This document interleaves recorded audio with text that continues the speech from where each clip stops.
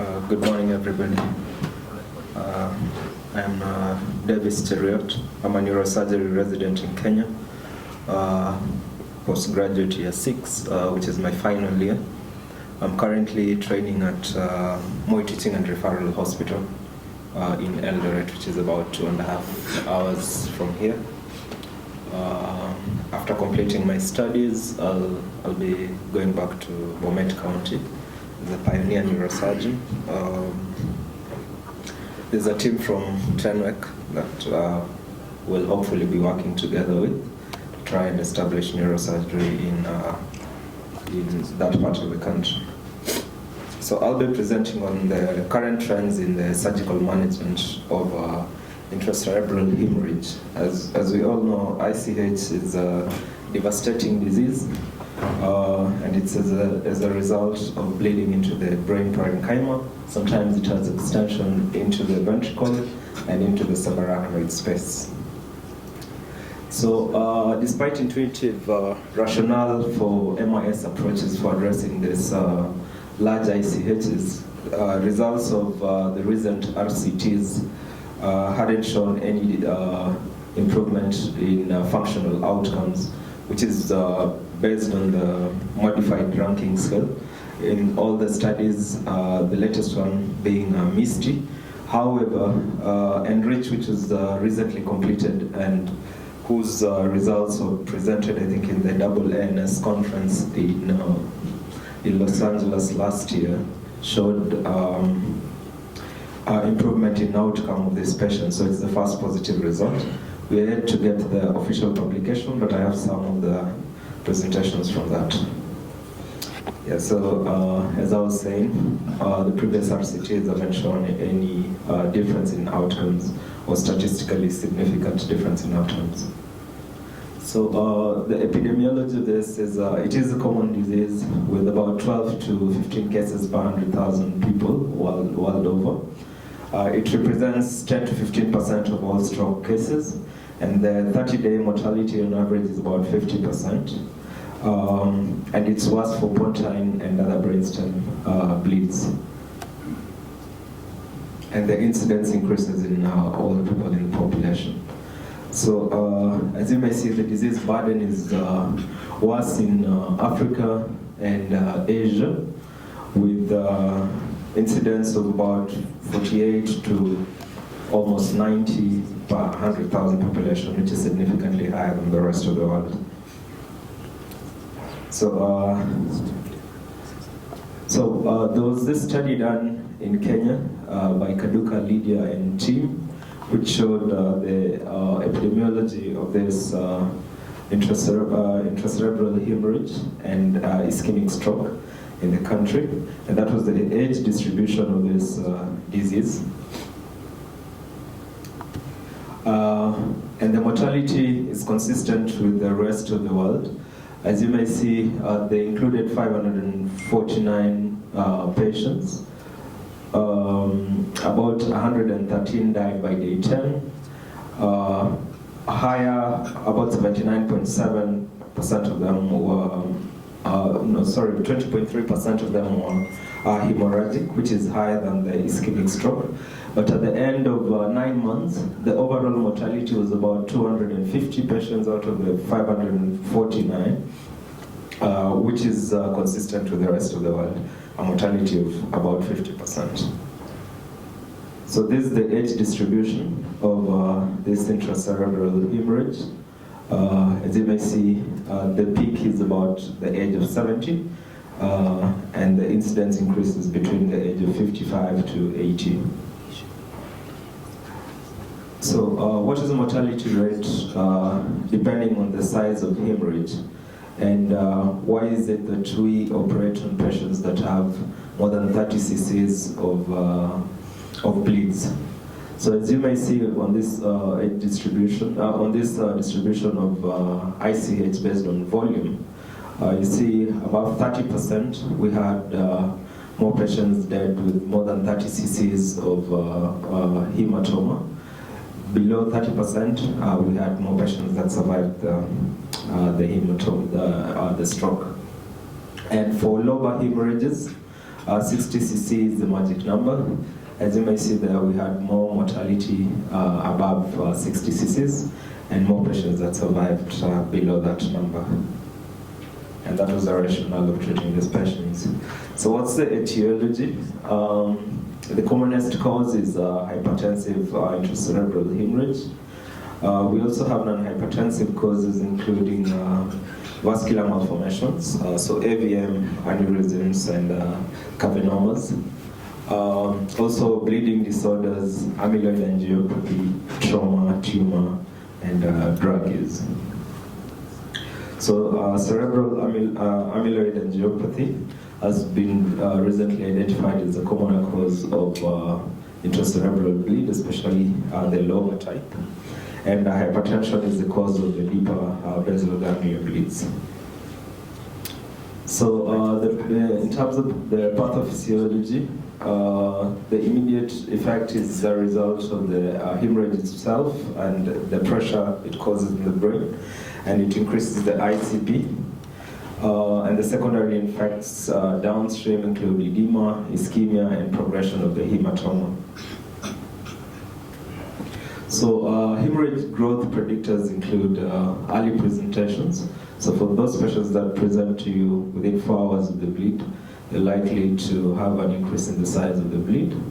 If the hematoma has an irregular shape, others include liver disease, hypertension, hypoglycemia, alcohol use, and hypofibrinogemia. So in terms of the distribution of the anatomical sites of these hemorrhages, as you may see there, caudate nucleus 9%, putamen and internal capsule 32%, thalamus 43%, rather 22%, and for lobar locations 19.5%, cerebellum 7%, and pons 10%. So what studies have been done with regard to intracerebral hemorrhage? So prior to 2015, we had the STITCH trials, and between 2015 and 2022, we had the MYSTRY trials, and beyond 2022, we had the ENRICH trial, just naming the RCT trials. So in the STITCH trial, which began about 20 years ago, they utilized open craniotomy in vast majority of the cases, and the median time from onset to treatment was about 30 hours. An invasive surgical approach usually creates enough trauma to negate any benefits from this hematoma evacuation. So the question was, at the end of these STITCH trials, they decided that would it be better to use minimally invasive methods to evacuate these hematomas. So this was a STITCH trial, and as you may see, there's really no difference in outcome between early surgery and initial conservative or medical management in the STITCH trial, so it wasn't statistically significant. And in the STITCH 2 trial, there was still no significant statistical difference in surgery and medical management.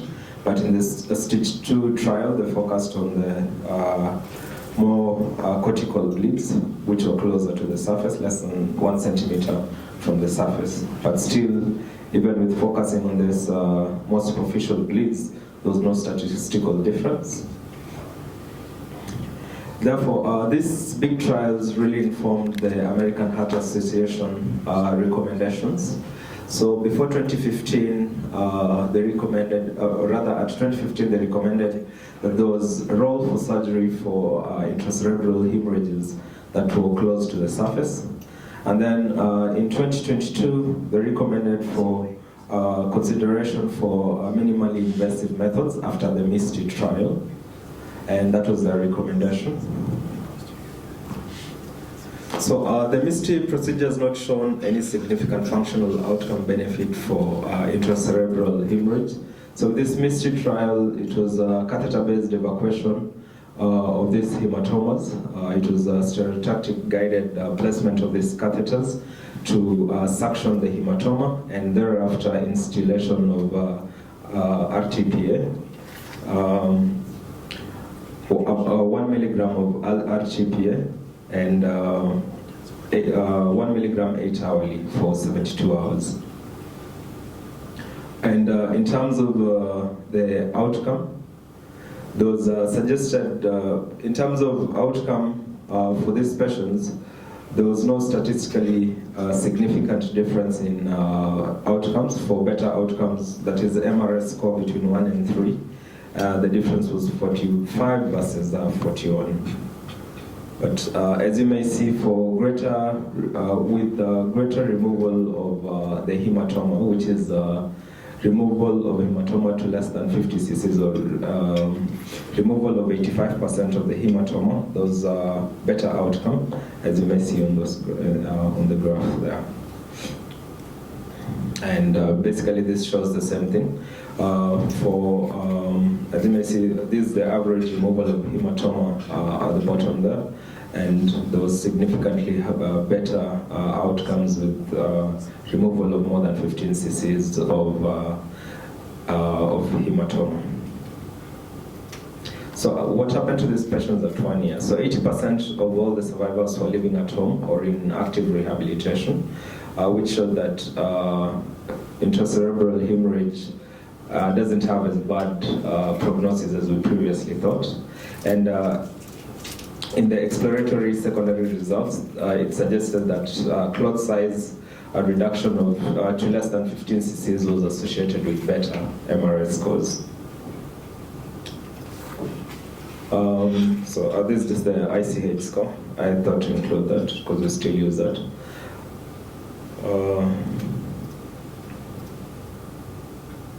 I'll just skip through that. This is the management of these patients.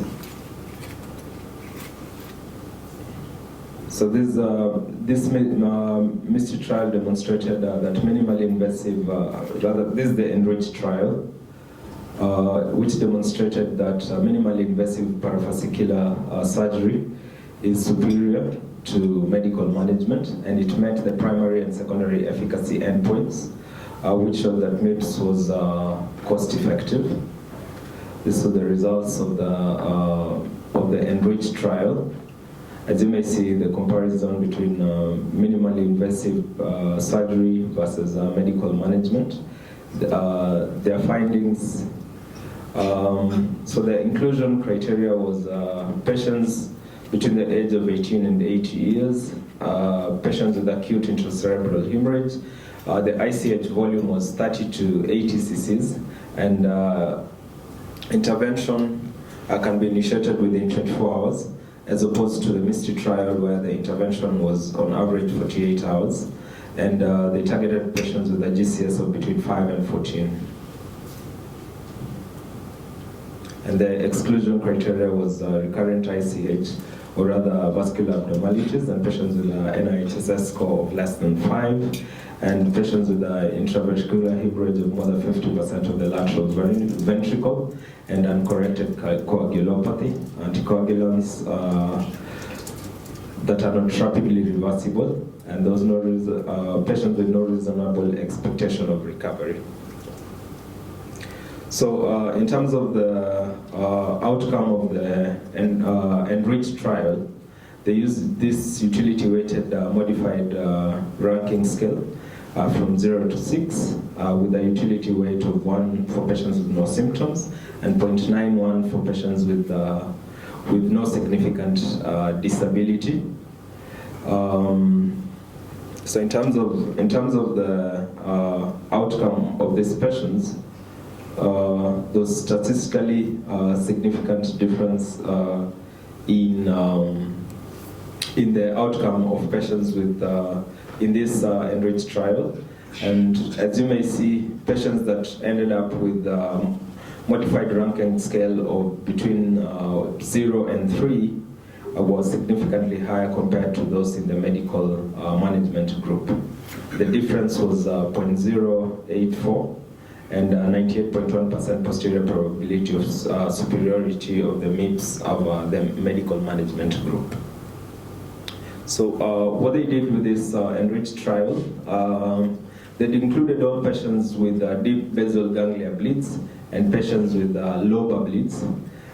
They enrolled a total of 300 patients, but at 150 patients, they realized that there was there wasn't any good outcome or any statistically different outcome in patients with deep basal ganglia bleeds. So they stopped enrolling patients with basal ganglia bleeds and only focused on the cortical bleeds or the lobar bleeds. And I think that is what made the difference in these outcomes of patients. So the other difference was how soon they intervened in these patients. And the average time of intervention for this enriched trial, which was endoscopic, was about 8 hours, which was different from the MISTI trial, which ranged between about 48 hours.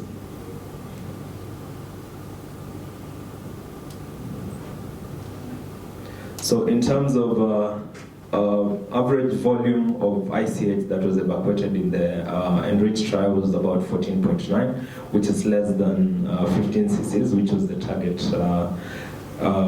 amount of hematoma that was to be evacuated. So in terms of the secondary outcomes, there was significantly less length of stay in ICU and in hospital stay for between the medical management and the minimally invasive surgery patients.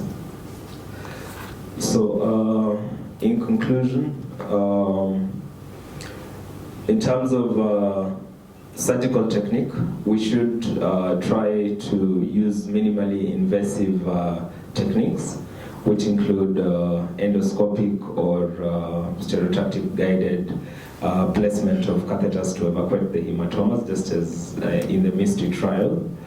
Other options in places without neuronavigation is probably to use an ultrasound. I think that should be able to work if you have an ultrasound that allows you to put in a catheter in the long axis of the hematoma. That should be able to work.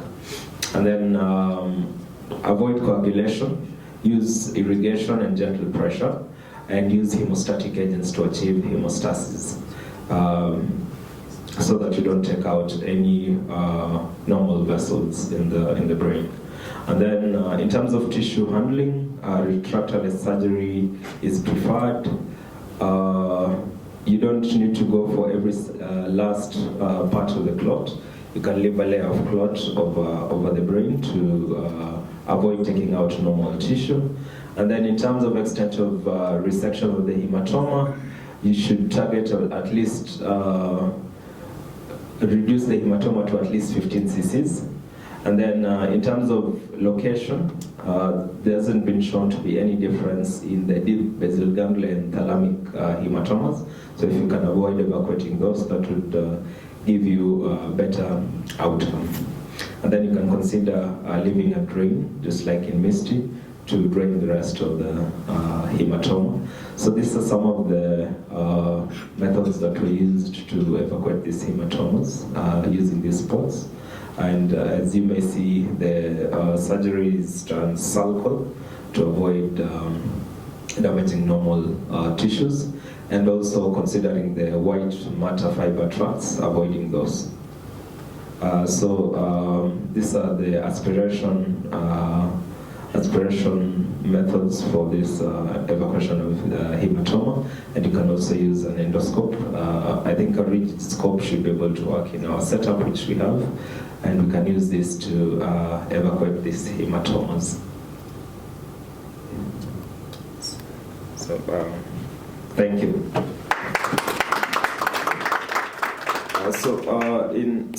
In our setup, I didn't include the slides, but in our setup we do catheter-based evacuation of these hematomas.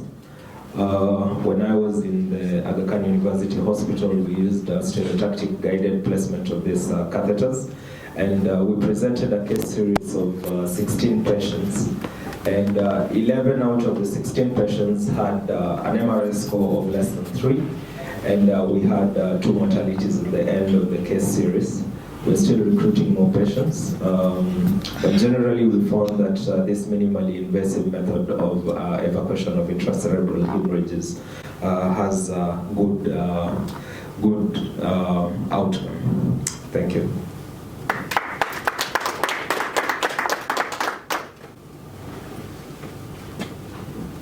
Thank you. Do we have any questions?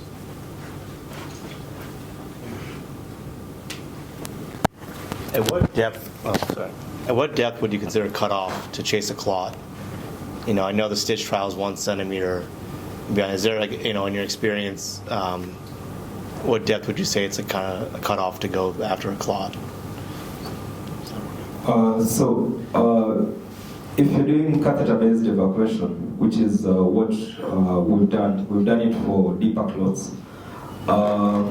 Even in some patients that had AVMs, we've embolized the clots and done catheter-based evacuation for these patients. So in terms of the cutoff, I think we really don't stick to 1 centimeter because we still think with the catheter-based or minimally invasive techniques, we should be able to take out these clots safely.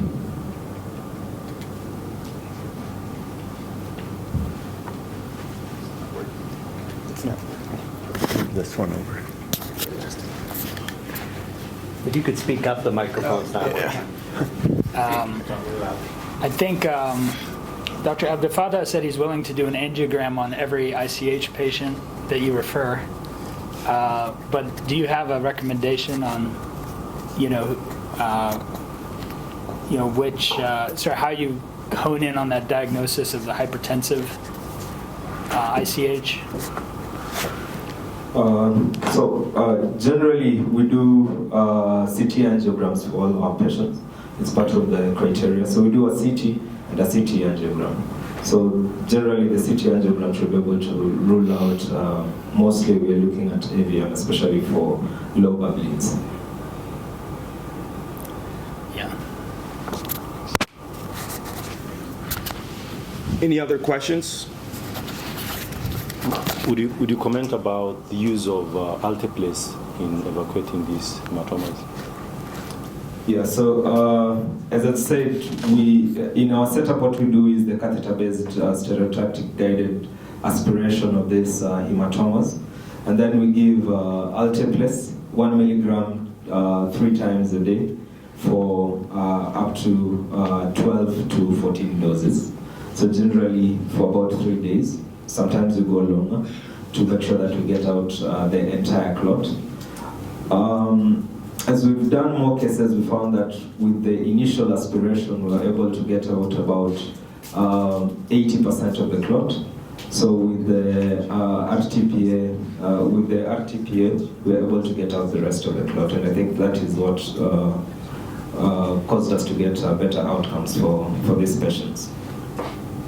The only difference between what we did in the MISTI trial is we used the standard intraventricular catheters, a 10 French catheter, and that we gave vancomycin 30 milligrams once a day, is to prevent infections. But we still got two infections amongst the 16 patients.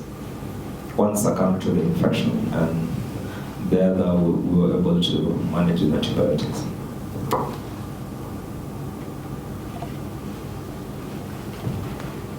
I can say that personally, we're not, I'm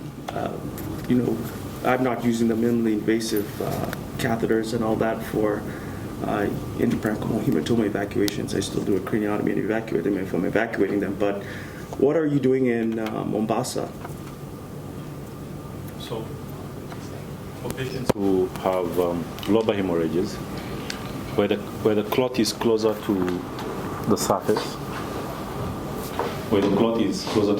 if it's large enough and it's causing mass effect, and usually on the non-dominant side, then we'll have a reason for craniotomy. Other than that, we only intervene if patient is deteriorating or herniating, And patients who have intraventricular extension of the hematoma will put an EVD, and at that point also give altiplase, as he has said, to evacuate the hematoma. What are you doing at Tenwick?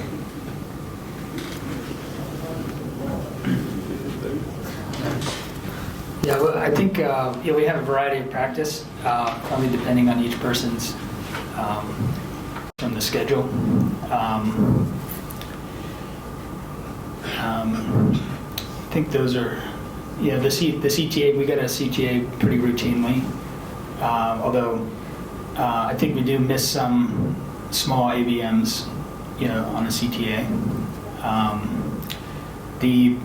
ICU care is difficult because we often co-share these patients with medicine, and a lot of the IV drips are not available. Like nifedipine, cardine is not available in country. So it's mostly oral and PRN blood pressure pushes. Curious what you guys use, Davies. And then the last thing would be, I think if possible, sometimes we wait a day or two just to let the clot stabilize rather than jumping in within the 8 hours, if possible.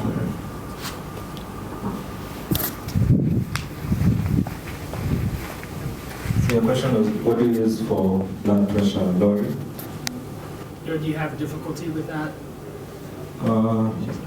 It depends, but we have IV labetalol available, and that tends to help. And we have physicians on board that also help with the blood pressure lowering.